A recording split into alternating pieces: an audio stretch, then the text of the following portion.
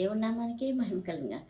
మహాతండ్రి కృపలో మరొకసారి ఆ పరిశుద్ధ తండ్రి, ఆ అమృత తండ్రి, జీవాధిపతి జీవముని ఇచ్చి ఆయన యొక్క చెయ్యిచ్చి ఆయనతో ఉండులాగున మరొకసారి ఆయన పౌరస్వరం మనకు తెలియపరుస్తున్నాడండి. ఆయన అమృత బంగారు తండ్రి అండి. ఎందుకంటే ఈ లోక విధానపు మనం విషయాల్లోనే భ్రమలోనే మనం నడుచుకుంటూ సమసిపోతూ ఉన్నామనుకోండి. ఆ యొక్క నిత్య దేవుని యొక్క సన్నిధి సహవాసము, ఆ యొక్క నిత్య దేవుని యొక్క మార్గము, ఆయన పాదాల చెందుండే పరలోక నిత్య భాగ్యాన్ని మనం ఏం చేస్తామంటే పొందుకోలేకుండా పోతామన్నమాట. ఎందుకంటే ఈ లోక విధానంలోనే మనం నింపబడిపోతానే ఉంటున్నాం కదండి. ఒకసారి దేవుని వైపు తిరిగితే, ఒకసారి నూతన హృదయం అంటే ఏంటి, దేవుని కలిగి ఉండటం అంటే ఏంటి, దేవుని కలిగి ఉంటే లాభం ఏంటి, దేవుని కలిగి ఉంటే ఈ ఆత్మకి విధానం మార్గపు జీవం ఏంటి అని తెలియబడాలంటే ఒక్కసారి క్రీస్తు ప్రభువారిలోకి వస్తే, కన్నతండ్రి సృష్టికర్త మహాదేవుని పాదాల చెంతకు మనం వస్తే, ఆయన యొక్క పాదాలు హత్తుకుని ఆయన కలిగి ఉండాలనే మనసు కలిగి మనం ఉంటే, ఆయనతో మనం ఉండాలని ఆశపడితే మనం ఆ యొక్క నిత్య మార్గపు రుచి ఏంటో మనం తెలుసుకుంటాం అన్నమాట.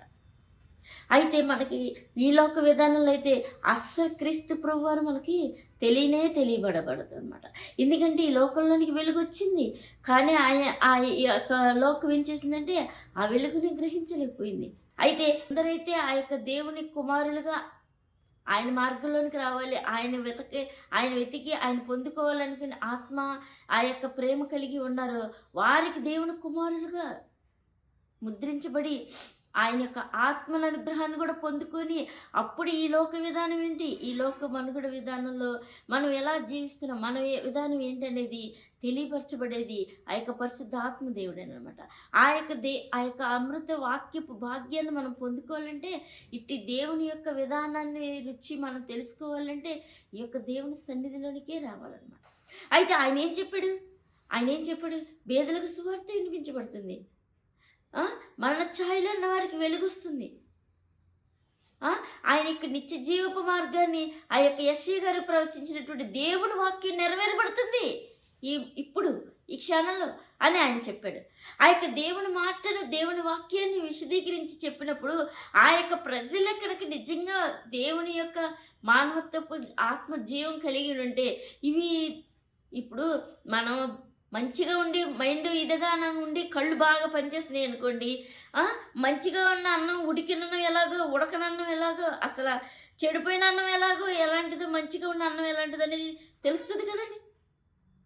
అయితే ఆ స్థితిలో లేకుండా కూడా వాళ్ళంత భయంకరమైన విధానంలో కొట్టుకుపోతున్నప్పుడు నిజంగా సాక్షాత్తు మన్నాను పెట్టి జీవింపచేసి ఆ యొక్క దేవుని యొక్క జీవజల నదిలోనికి త్రాగింప చేయగల శక్తి గల దేవుడు వారి మధ్య సంచరిస్తున్నా వారు ఏ విధంగా ఉన్నారంటే ఆ యొక్క చెడిపోయిన విధానం, ఆ యొక్క పనికి పలింపు లేనటువంటి, ఆ యొక్క జీవం అంటే ఏంటో కనుగొనలేనటువంటి స్థితిలో భయంకరంగా మసిలిపోతున్నారనమాట. అయితే దేవుడు చెప్పినటువంటి ఈ యొక్క జీవపు వాక్కు, జీవపు వెలుగుని, జీవపు మార్గాన్ని, ఆయన యొక్క మాటను పొందుకొని స్వస్థత నుండి జీవం కలిగిన వాళ్ళందరూ ఆయన ప్రభువుని స్తుతించారు. మహాతండ్రి పాదాలు పట్టుకుని ఆయన రక్షకుడిని గ్రహించి ఆయన పాద సన్నిధిలోనికి వెళ్ళిపోయారు. అనేక అద్భుత అమృత స్వస్థతలు నిజంగా స్పష్టంగా జీవాధిపతి చేతిలో నుంచి పొందుకున్నటువంటి జీవపు కార్యాలని వాళ్ళు చూశారనమాట. అయితే ఇంకా కొందరు ఏం చేస్తున్నారంటే మళ్ళీ దేవాలయంలోనే తిరుగుతున్నారు. అయితే ఇంకా ఈ దేవుడు ఏం చేస్తున్నారంటే వాళ్ళు ప్రభువుని గ్రహించలేకపోతే ఈ యొక్క లోక విధానపు చీకటిది నింపబడిపోయి ఈయన యొక్క చెప్పిన మాటల్లో ఎంత జీవం ఉన్నదనేది, ఇప్పుడు చేదికి తీపికి ఎంత తేడా ఉంటుంది చెప్పండి, విషానికి అమృతానికి ఎంత తేడా ఉంటుంది. అలాగే ఈ యొక్క విషంతో నింపబడిపోయినటువంటి వీళ్ళు అమృతాన్ని చూసేసరికి ఏం చేస్తున్నారంటే ఎగిసి పడిపోయి భయంకరంగా చెలరేగిపోయి ఎంతగానో దేవుని మాట అంటే వినటానికి చెవు లేకుండా, దేవుని యొక్క మార్గాన్ని స్వస్థతను అందనివ్వకుండా ఆ యొక్క భయంకరపు రోగ చీకటి ఎంతగానో తరిమివేయబడిపోతున్నప్పుడు వాళ్ళప్పుడే ఆదిలోనే ఆ యొక్క దైవ కుమారుడు జీవాన్ని అందించినప్పుడు సాతాను యొక్క సాధనాలుగా వాళ్ళు ఎంతగానో చెలరేగి వాళ్ళు ఎంతగానో దేవుని వాక్యాన్ని దేవుని యొక్క నదిలో నుంచి, దేవుని యొక్క గుమ్మం నుంచి వస్తున్న జీవజల నదిని అనేది సాతాను అపవాది పొందనివ్వదు కదండి. ఎందుకంటే వాడు పొందుకోలేక చచ్చి పాతాళంలో ఉన్నాడు కాబట్టి ఇంక ఎవరిని పొందనివ్వదనేది వాడి యొక్క టార్గెట్.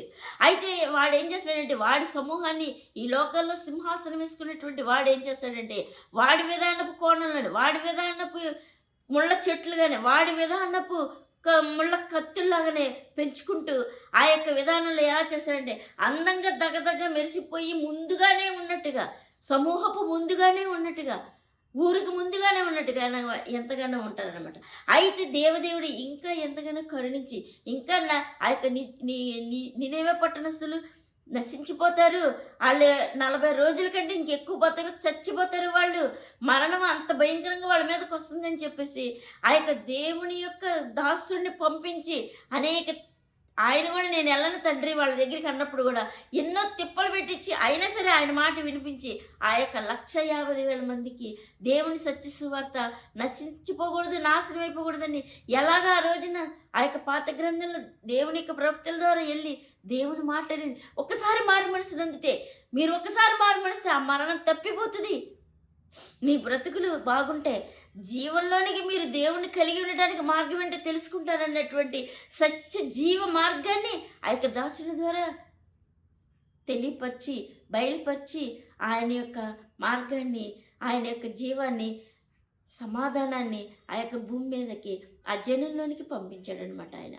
ఆ విధంగా సాక్షాత్ ఇప్పుడు ఆ యొక్క 2000 సంవత్సరాల కిందట దైవ కుమారుడే సాక్షాత్తు ఈ యొక్క దేవాలయం మాది, ఈ అబ్రహాము మా తండ్రి అనేటువంటి దేవుడు ఏర్పాటు చేసుకున్నటువంటి ఈ జనాన్ని ఇంకా కడవరిలో ఇంకా కొంచెంగా ఉన్నటువంటి ఈ యొక్క లాస్ట్ దినాల్లో ఉన్నటువంటి ఈ యొక్క విధానపు మార్గంలోనికి ఆయనే స్వయంగా వచ్చి ఇంకా బలంగా ఎంతో 99% విషయంతో నింపబడిపోయిన ఆ 1%తో దేవుని యొక్క జీవంతో 100% మళ్ళా జీవం వచ్చే విధంగా దైవ కుమారుడి సాక్షాత్తు వచ్చి ఆయన యొక్క జీవ మార్గాన్ని బయలుపరిచి ఆయన యొక్క ప్రాణమిచ్చి ఇంకా రక్తంతో కొనుక్కోవడానికి ఎంతగానో ఆయన ఏర్పాట్లో వచ్చి ఎంతగానో దైవ కుమారుడు దేవుని యొక్క మార్గాన్ని బయలుపరుస్తూ జీవాన్ని కనపరుస్తూ అమృతాన్ని తాగిస్తూ దేవుని మార్గం ఏంటి దేవుని సత్యం ఏంటి తెలుసుకుంటే బ్రతుకుతారని ఆ యొక్క సాక్షాత్ బంగారు రాజ్యాన్ని వదులుకొని ఈ యొక్క ముళ్ళతో మట్టితో పెంటతో ఈ యొక్క భయంకరమైన పాపశాపంతో 7 ముద్రలతో నింపబడేటువంటి ఈ లోకంలోనికి ఆయన ముద్రలను విప్పి ఈ ముళ్ళుని ఈడ్చి ఎంతగానో ఆయన వచ్చి ఆ యొక్క సొలొమోను మండపంలో ఆ యొక్క దేవుని యొక్క మార్గాన్ని ఆ యొక్క దేవుని యొక్క వచ్చిన దేవుని యొక్క మాట నెరవేరుతుంది. దేవుడు స్వయంగా వచ్చాడు, పరిశుద్ధాత్ముడు మరణం వంచిపోతున్న వారికి వెలుగొస్తుంది. చూడలేని వాళ్ళు చూడాలి, వినలేని వాళ్ళు ఇప్పుడు వింటారు, వినాలి, వింటే మీరు బాగుపడతారు, మళ్ళా తండ్రిని కనుగొంటారు, మళ్ళా మీరు తండ్రితో వెళ్ళిపోతారు. తండ్రిని పాదాలు పొందుకోవాలి అనేది ఆ యొక్క గొప్ప టార్గెట్. ఆ యొక్క గొప్ప జీవపు మార్గాన్ని సాక్షాత్ దైవ కుమారుడే వచ్చి బోధించి చెప్పి నేర్పించి నడిపిస్తున్నాడండి. అయితే ఈ యొక్క విధానాన్ని ఈ లోక చీకట్లో నింపబడిపోయినటువంటి ఈ విధానం మనుషులు ఎంతగానో అంతెత్తి ఎగిరిపోయి ఆయన కొండపేటల వరకు తరిమారంటే దుష్టుడు దుష్టత్వం నరకానికి పాతాళానికి తీసుకెళ్ళడానికి ఎంతగా ఆడి యొక్క ప్లాన్లు వాడి యొక్క పనులతో నింపించేసి నాశనం చేసే లోక నీళ్లతో నింపించబడేసి మాయ తంత్రాలతో ముద్రించబట్టేసి ఎంత భయంకరంగా వాడి గుంపులో చేర్చేసుకుంటున్నాడండి ఆత్మల్ని ప్రజల్ని. అయినా సరే దేవదేవుడు ఏం చేశాడంటే చెప్పుతూనే ఉన్నాడు 3.5 సంవత్సరాలు, దేవుని మార్గాన్ని బయలుపరుస్తూనే ఉన్నాడు 3.5 సంవత్సరాలు, దేవుని యొక్క జీవాన్ని దించుతూనే ఉన్నాడు. కృపాశక్తి సంపన్నుడు అమృత తండ్రి. మీరు ఆ రోజుల్లో ఇశ్రాయేలుని బట్టి వాళ్ళు చేసిన బట్టి వాళ్ళని జయించలేకపోయినటువంటి విధానాన్ని బట్టి ఎంతమంది ప్రవక్తలు వచ్చినా ఆ యొక్క దేవుని తెలుసుకోలేని విధానాన్ని బట్టి నాశనం అయిపోవద్దు ఇప్పుడున్న వాళ్ళు. ఇప్పుడు నేనే వచ్చిన స్వయంగా దైవ కుమారుని. నా మాట వింటే వాడు ఎన్నడూ చనిపోడు, బ్రతుకుతాడు. నా రొట్టె తింటే వాడు ఎన్నడూ కూడా ఆకలి కొనడు. నేను ఇచ్చే జీవజల నది తాగితే వాడు ఎన్నడూ దప్పికొనడు.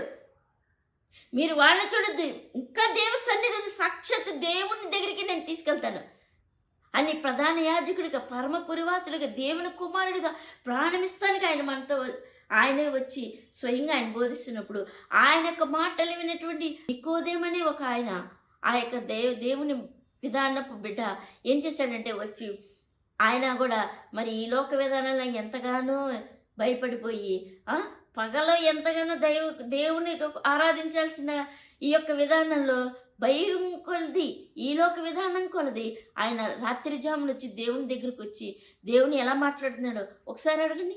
యోహాన్ గారు రాసిన సువార్త 3వ అధ్యాయం 3వ వచనం ఒకసారి చదవండి. అందుకు యేసు అవును.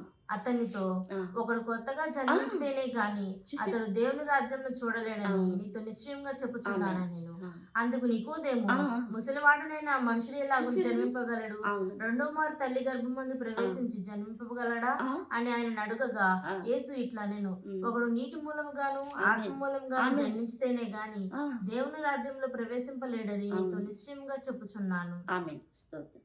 చూసారండి, పరమపురవాసుడు ఇంకా దేవుని యొక్క ఆ యొక్క జీవం పెంపొందించబడాలి, ఇంకా దేవుని పాదాల చెంతకి వెళ్ళాలి. ఎందుకంటే ఆ యొక్క మోసపోయిన ఆదాం గారు ఎట్లా నాశనం అయిపోయి ఈ యొక్క లోక శ్రమలతో నింపబడిపోయి ఇప్పటివరకు ఇక ముందు కూడా జరగబడిపోతుందో, ఈ విధంగా కాదు. నేను రెండో ఆదామైన నేను దేవుని కుమారుడిగా నేను వచ్చి నేను మీకు జీవాన్ని ఇస్తున్నాను, రొట్టెనిస్తున్నాను, ఈ యొక్క జీవపు మార్గపు మెట్టుని మీకు ఎక్కిస్తున్నాను. మీరు ఎవరైనా దేవుని ఇంకా ఆయన ప్రేమిస్తున్నాను, ఆయన వెంబడిస్తున్నాను అని అనుకుంటే, ఆయన కావాలనుకుంటే, ఈ యొక్క ఆత్మ నరకానికి పోకూడదు అనుకుంటే, మీరు దేవుని మార్గానికి రావాలంటే ఇదిగో మెట్టు. కొత్తగా ఒకటి జన్మించాలి, నీటి మూలంగా ఆత్మ మూలంగా ఒకడు కొత్తగా జన్మించాలి అని ఎంతగా ఈ యొక్క దేవుని యొక్క మార్గపు ఉపదేశాన్ని ఆ యొక్క నికోదేం గారికి చెప్పినప్పుడు ఆయనకి కూడా అర్థం కాల. ఈ రోజున మనం ఎలా వ్యర్థంగా మనం దేవుడి ప్రభుని ఆ యొక్క సన్నిధిని మనం అర్థం చేసుకోకుండా, దేవుని సన్నిధిని మనం గౌరవించుకోకుండా, ఎంతగా ఈ లోక అపవాది మోసగాడి సాతానుని నరకానికి తీసుకెళ్ళి సాతానునే ఎంతగానో మనం నమ్మి, ఎంతగా వాడి పనుల్ని ప్రోత్సహించి వాడి విధానం నరక శక్తులుగా మారిపోతున్నాము. ఈ యొక్క విధానం మాటల్లోని తంత్రాలను గట్టిగా పట్టుకుని మనం ఆ యొక్క నాశనం అయిపోయిన వాడితోనే ఉంటున్నాము, జీవిస్తున్నాము.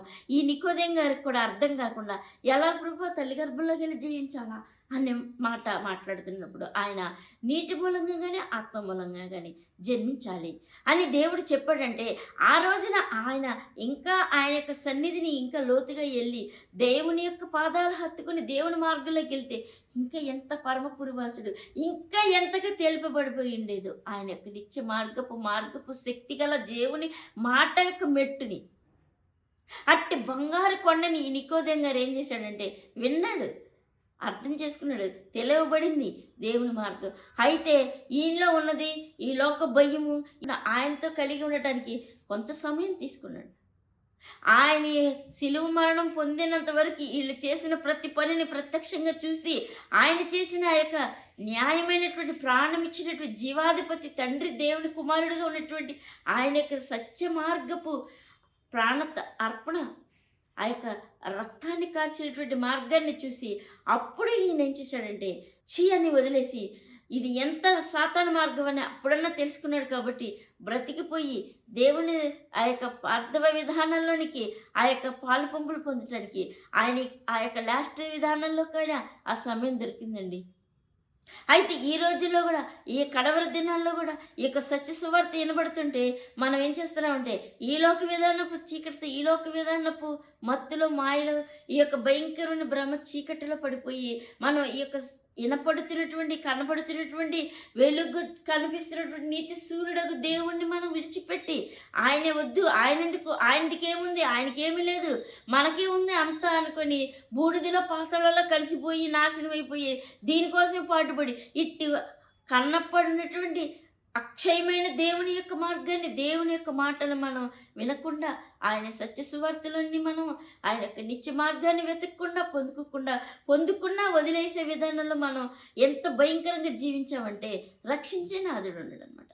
ఎందుకంటే ఈ యొక్క కడవరి దినాలు భయంకరమైన దినాల్లో ఎంతగానో మోసమే భయంకరమే జరిగిపోతున్నటువంటి ఈ రోజుల్లో కూడా క్రీస్తు ప్రభువారి స్వరం వినిపిస్తున్నప్పుడు మనం ఒకసారి ఆయన వైపు చెవి విగ్గి ఆయన మాటలు వింటే మనం నిత్య మార్గానికి, నిత్య అనే యొక్క ఆ యొక్క జీవపు వెలుగులోనికి మనం క్రీస్తు ప్రభు వారిలోనికి మనం వెళ్ళిపోతానికి ఇంకొకసారి సన్నని స్వరం, మెల్లని స్వరం దేవుని యొక్క మాట వినిపిస్తుందండి. ఇంత వినిపిస్తున్నా ఈ యొక్క సమూహం ఏం చేస్తున్నారంటే ఇంకా వెనకాల పడుతున్నారు. ఈ శాస్త్రంలో పరిశీలి వెనకాల పడి నువ్వు మాకు ఇంకా ఏదైనా చెయ్యి, నువ్వు ఇంకా మాకు ఏదైనా చూపించాను. నువ్వు ఎలా చేస్తున్నావు, నువ్వు ఎలా చెందుతున్నావు, నువ్వు మాకు ఒకసారి చెప్పు అని ఎంతగానో మాట్లాడుతున్నప్పుడు ఒకసారి ఆయన ఏం చెప్పాడు, ఒకసారి దేవుని వాక్యంలోకి వెళ్ళండి. లోకా సువార్త 20:6 ఒకసారి చదవండి. వారు ఆ, మనము పరలోకం నుండి కలిగినదని చెప్పిన ఎడల ఆ, ఆ, అలాగైతే ఆ. మీరెందుకని అతన్ని నమ్మలేదని ఆయన మనల్ని అడుగు. ఆ. మనుషుల వలన కలిగినదని చెప్పిన ఎడల ఆ. ప్రజలందరూ మనలను రాళ్లతో కొట్టారు. చూసారా? ఏలయనగా యోహాను ప్రవక్తని అందరూ ఆమేన్. గుడ్డిగా నమ్ముచున్నారని తమలో తాము ఆలోచించుకొని ఆ, అది ఎక్కడి నుండి స్తోత్రం. కలిగినదో మాకు చూసారండి? తెలియదని ఉత్తరం ఆ, ఇచ్చారు. అందుకు యేసు, ఏ అధికారం వలన ఈ కార్యములు చేయుచున్నానో ఆ. నేను మీతో చెప్పనని వారితో అనెను. చూసారండి?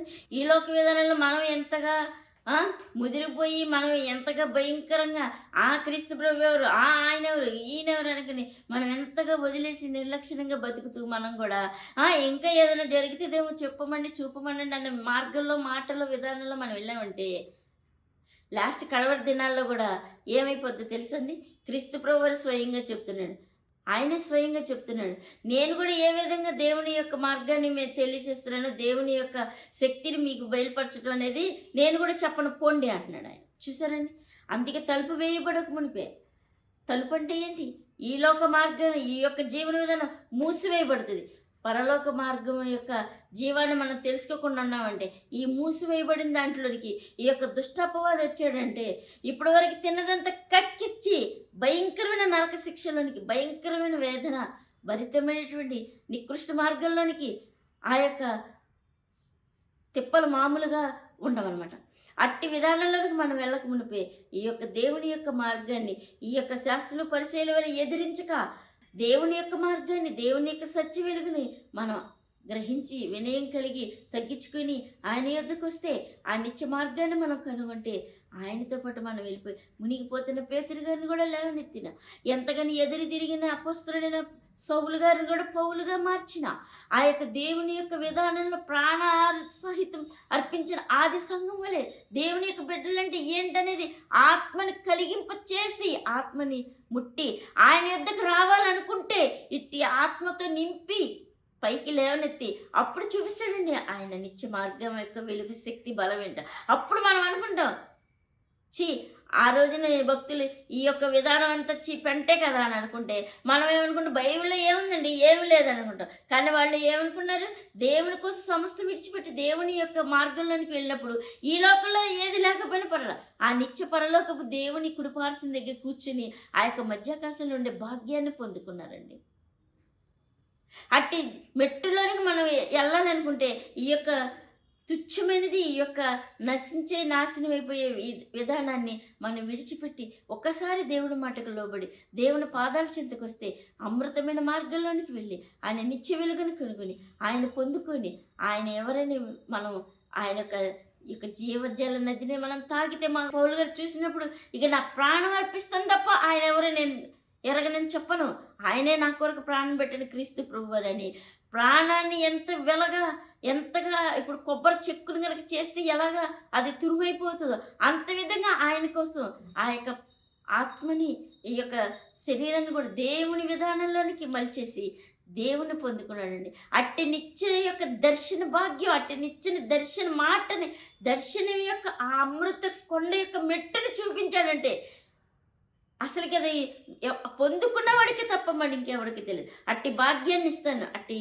దేవుని యొక్క మార్గాన్ని మనకి ఇంకా ఇంత రవ్వంత దొరుకుతున్నప్పుడు పొందుకుంటే ఆవగింజంతన్నా ఆయన ఎంత విశ్వాసం ఉంచి ఆయన యొద్దకు వస్తే మన నిత్య మార్గంలోనికి, నిత్య వెలుగులోనికి, నిత్య ప్రభువుని పొందుకొని ఆయన పొందుకొని బంగారు తండ్రి ఆ యొక్క దేవుని యొక్క చేతులకి ఆత్మ దొరికిపోయే విధానంగా మనం వెళ్ళగలిగి ఆయన చేతుల్లో మనం స్వస్థత నుండి ఆయన జీవ ముద్రలో ముద్రించబడి ఆయన పొందుకుని ఆ మహారాజ్యపు భాగ్యాన్ని ఆయన పాదాలు పొందుకుని ఆయన కలిగి ఉంటామండి.